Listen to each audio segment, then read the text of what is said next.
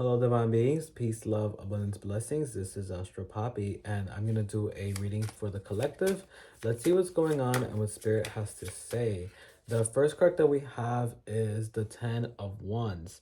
I feel like last year was where you may have realized that you had enough with the energy of martyrdom. Martyrdom is where we sacrifice ourselves for others. Martyrdom is where we surrender our own needs to help somebody else. And I feel this energy of you may have been the type of person who attracted people who have a void in them. And when somebody has a void in them because of a pain, I'm seeing this in the heart chakra space.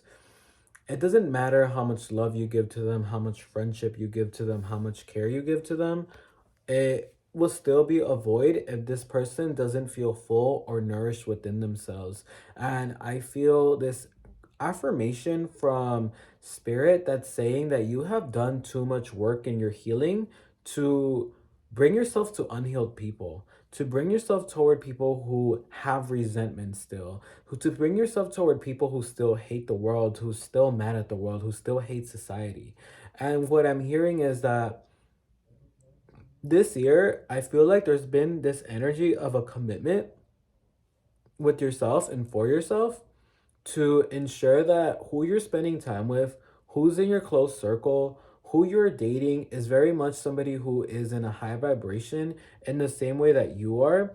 And this isn't like, energetic or spiritual elitism. This is more of the understanding that you have done a lot of inner work to be around people who haven't done any inner work. You have done so much forgiveness work to be around people who are still resentful. You have done so much self-love work to be around people who don't love themselves. You have done so much work regarding letting go of past anger again. And I feel this energy of somebody around you who may have left, who's still hurt, who's still angry, who's still holding on to past pains.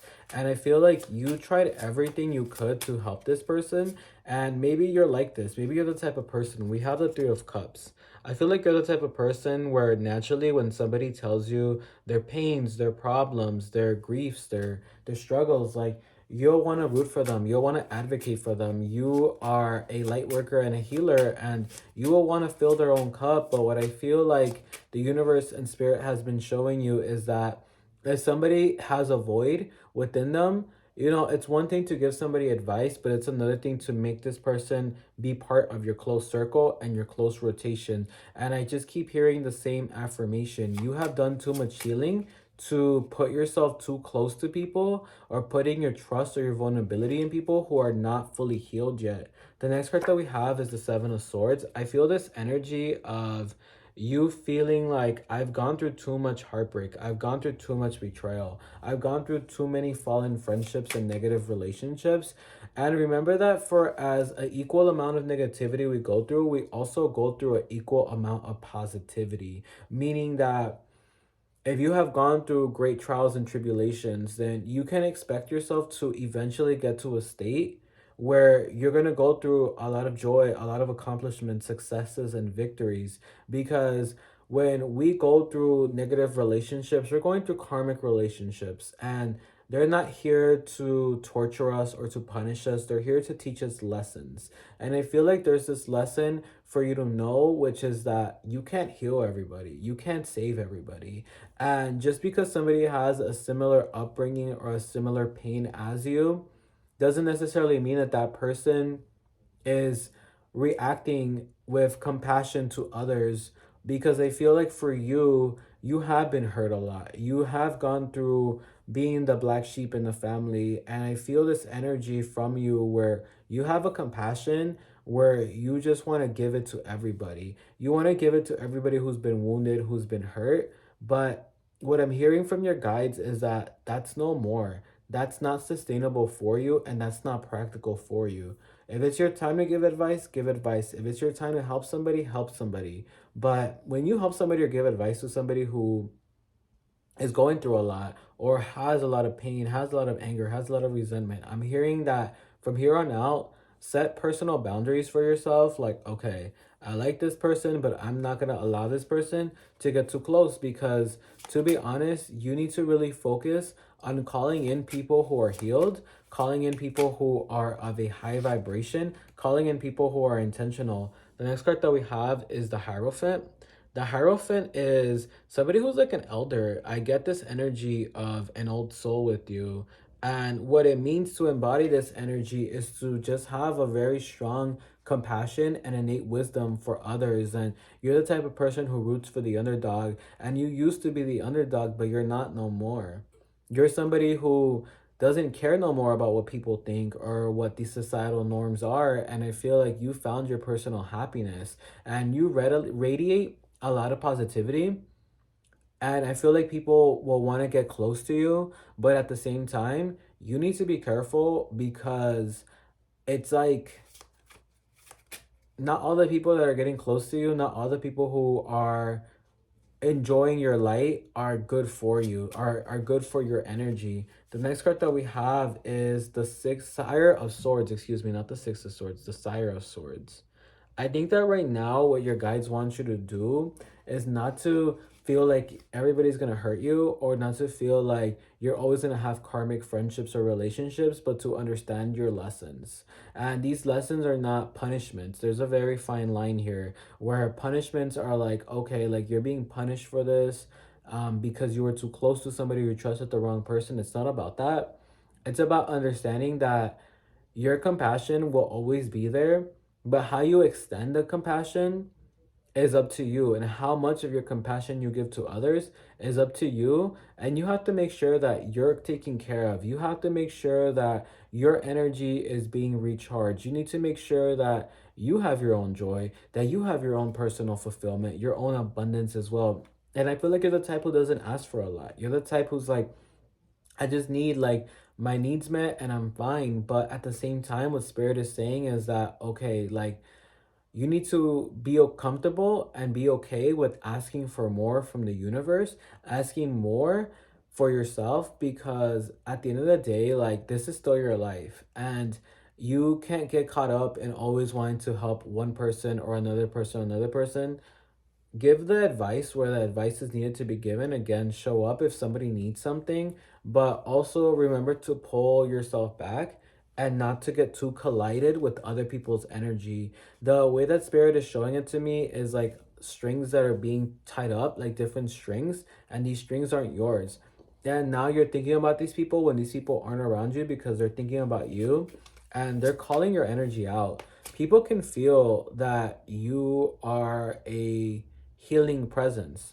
And it could be where you're not even trying to get attention, you're trying to be very low key. And you'll go into spaces like a restaurant or a bar, and people want to just communicate to you right away. And you're attracting a lot of attention. And it's like, even when you try to dress low or not to strike too much attention, you get the attention. And what I'm hearing is that the reason why is because you are a light worker. When you're a light worker, you're always going to attract attention, whether you like it or not. And it's not a bad thing, but it's also for you to just set boundaries for yourself. And remember that just because people need advice and help doesn't mean that you have to give everything away. And when I say everything away, I mean everything within your energetic battery away. What I'm also hearing is do a check in with yourself when it comes to having a phone call where you already know somebody needs help, or do a check in with your energy before somebody asks you to help them with something. And ask, where is your energy battery at? Are you at 100%? Are you at 70%, 40%?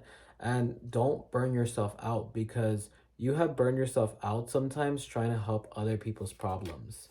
And I feel like in the past, you may have had like an energetic void. You may have felt like you've been alone in life or your family didn't understand you. And sometimes that made you be close to people who were honestly not deserving of your energy. But I think that life has taught you that your own healing, your own self love fills that in, and that you are whole, full, and complete. So you're moving toward this energy now of realizing that yes, friendships are beautiful. Yes, love is great and wonderful and it's divine, but at the same time, like you are divine to you. And I get this energy of enjoying your peace, learning to enjoy your peace, learning to enjoy your solitude and your stillness.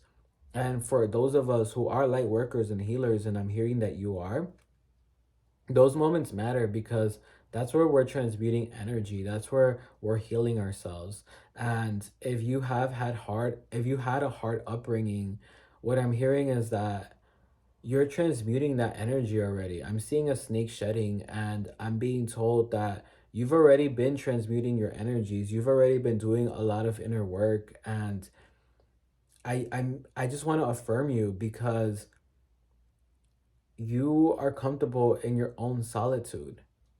And don't be afraid of it because it's not going to be forever.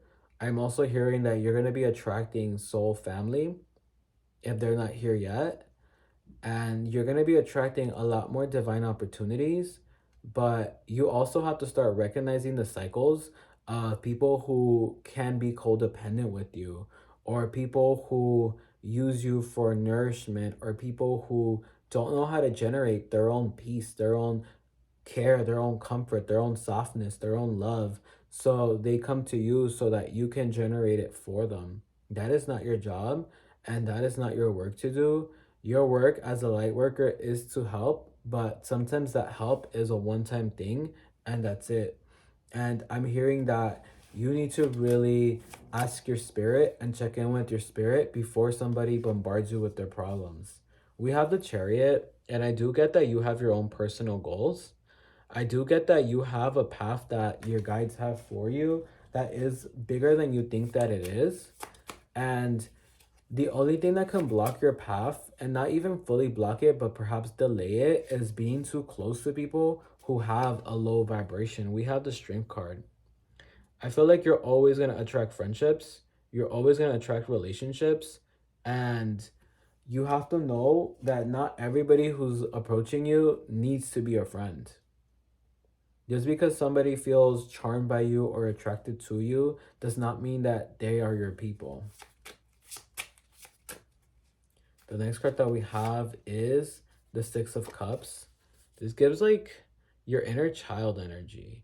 I feel like your inner child is somebody who was more like a loner, or even if they were social, they didn't really get along with a lot of people. And again, I feel this energy of like you have compassion for those who have gone through struggles. You have compassion for those who have gone through adversities. But we also have the Fool card here, and I feel like there's a part of you that understands like, okay, I feel my pain and I know it's hurting. I feel my past and I know it's hurt. But you've also transmuted so much energy. You've also been working on healing so much energy. So at what point do you not give more credit to yourself? At what point do you not give more love to yourself? At what point do you not realize that you've transmuted so much more than you know? And I get this energy from spirit that you need to really be taking yourself out more.